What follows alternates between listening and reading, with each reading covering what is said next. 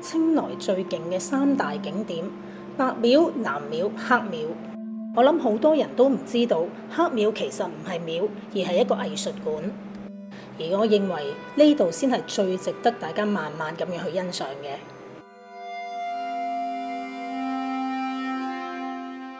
黑廟其實係叫黑屋博物館。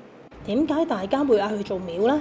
因為佢嘅外形係真係似一座廟嘅，加上有白廟同埋藍廟，大家就嗌佢哋做3大廟咯。呢度嘅創辦人係泰國嘅鬼才藝術家塔曼杜查利，佢本身就係一個清萊人，除咗係藝術家之餘，佢仲係一個建築師添啊！呢一座博物館咪就係由佢去設計嘅咯。佢嘅風格就咁睇已經知道係非常重口味啦，一入門口已經感受到嗰種黑暗嘅氣氛。如果白廟係代表天堂，呢度一定係代表地獄啦。呢度嘅藝術品有好大部分係用動物嘅殘骸所做，例如呢張用牛骨整嘅凳同埋鱷魚皮，彌漫住死亡氣息。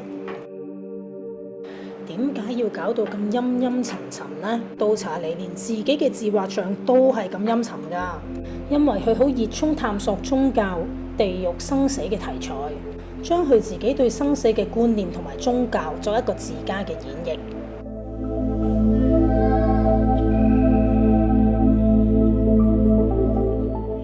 頭先都未講完杜查利有幾勁，佢獨特嘅風格好早已經飛升國際啦。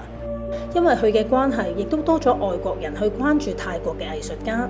代表作有羅摩衍那系列，將印度史詩式嘅每一個人物重新演繹。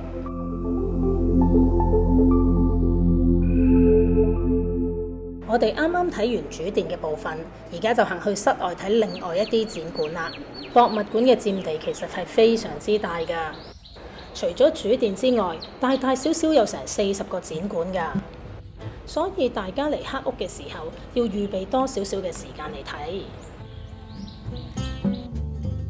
杜查利喺度居住咗30年，亦都喺度做咗30年嘅創作。到死嗰一刻，佢都為緊佢嘅藝術品同埋呢個博物館而努力。前邊見到黑色呢嚿並唔係鯨魚嚟㗎，佢叫犀鳥頭屋。杜查利之前一直就係住喺呢度啦，雖然都係黑色，但係又帶有咗少少嘅童話色彩喎。喺呢個咁大嘅後院，其實處處都係佢嘅工作坊。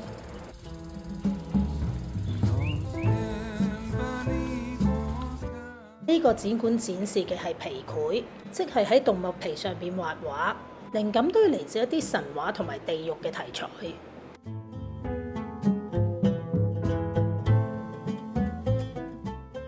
呢3間半圓嘅屋仔係用嚟冥想用㗎。前邊係3連體交叉屋，作為建築師嘅杜查利對建築一定有自己一套嘅美學。呢度好似一個荒廢嘅遊樂場咁樣喎。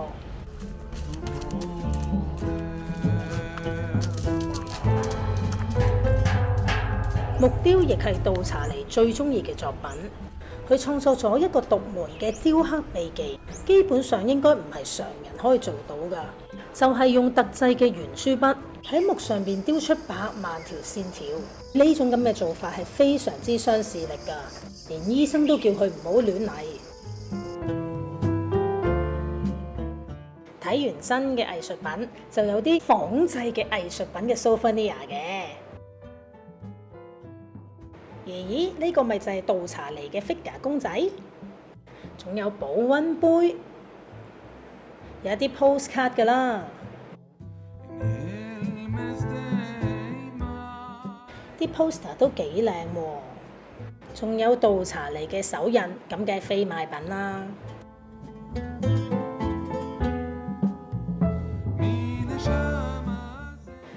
杜查利喺2014年就離開咗呢個世界啦，但係佢嘅作品、佢嘅心血同埋對後世嘅影響，一直都會流傳落去嘅。